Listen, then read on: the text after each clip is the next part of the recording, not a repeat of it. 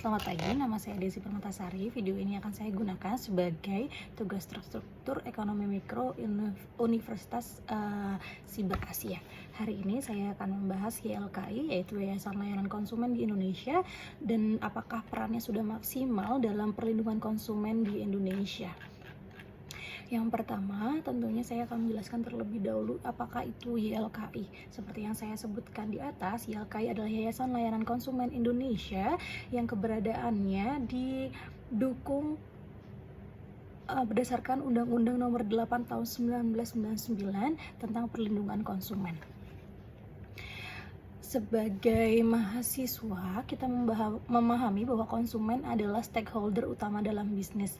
Hari ini saya akan membedah peran YLKI sebagai pengawas pasar serta menganalisis mengapa dalam kasus besar perlindungan konsumen kita masih memiliki celah yang besar.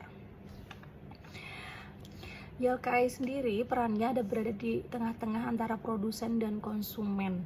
YLKI hadir sebagai pihak ketiga yang memastikan bahwa janji manis pemasaran perusahaan sesuai dengan realitas produk. Namun perlu diingat bahwa YLKI ini sebenarnya adalah lembaga swadaya masyarakat atau NGO, sehingga mereka mempunyai keterbatasan sumber daya dibanding korporasi yang mereka awasi, yang seringkali menciptakan ketimpangan kekuatan dalam negosiasi. YLKI sendiri tidak mempunyai kekuatan untuk mengeksekusi langsung apabila terjadi pelanggaran oleh produsen di Indonesia.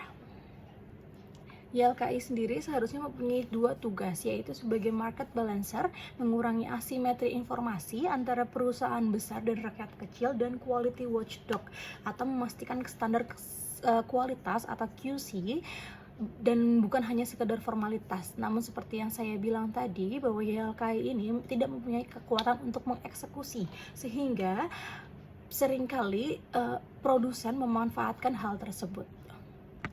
Kita semua mungkin sudah tahu tentang kasus obat batuk beracun di Indonesia yang terjadi di sekitar awal 2023. Banyak sekali korban yang telah terenggut nyawanya karena obat batuk yang sudah berizin BPOM ini. Ternyata obat batuk tersebut walaupun dalam dosis yang sangat kecil dapat mengakibatkan kegagalan ginjal pada bayi di bawah 5 tahun. Kasus obat sirup beracun ternyata terjadi karena di salah satu rantai produksi tercemar zat mematikan sehingga menyebabkan kegagalan ginjal alih-alih menjadi obat bagi anak-anak balita tersebut, korban-korban balita tersebut. Di Indonesia sendiri sudah ada class action suit yang menuntut pihak produsen dari obat batuk tersebut yang diinisiasi oleh orang tua korban. Namun, putusan pengadilan hanya mengabulkan sebagian tuntutan, yaitu ganti rugi sebesar 50-60 juta per korban yang dianggap sangat tidak sepadan dengan nyawa bayi-bayi tersebut. Disinilah lemahnya kekuatan YLKI.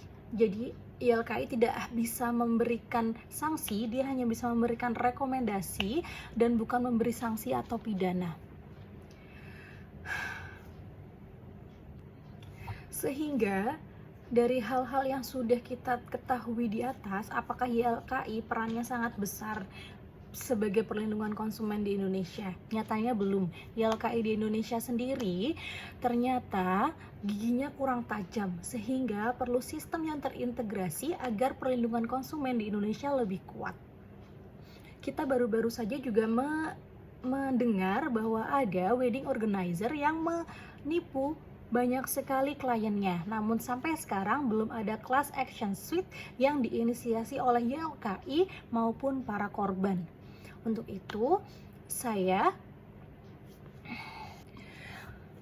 kemudian kita tahu sendiri bahwa Undang-Undang Perlindungan Konsumen di Indonesia di tahun 1999 itu sudah sangat outdated, sehingga perlu adanya lagi Undang-Undang Perlindungan Konsumen di Indonesia yang disesuaikan dengan keadaan sekarang.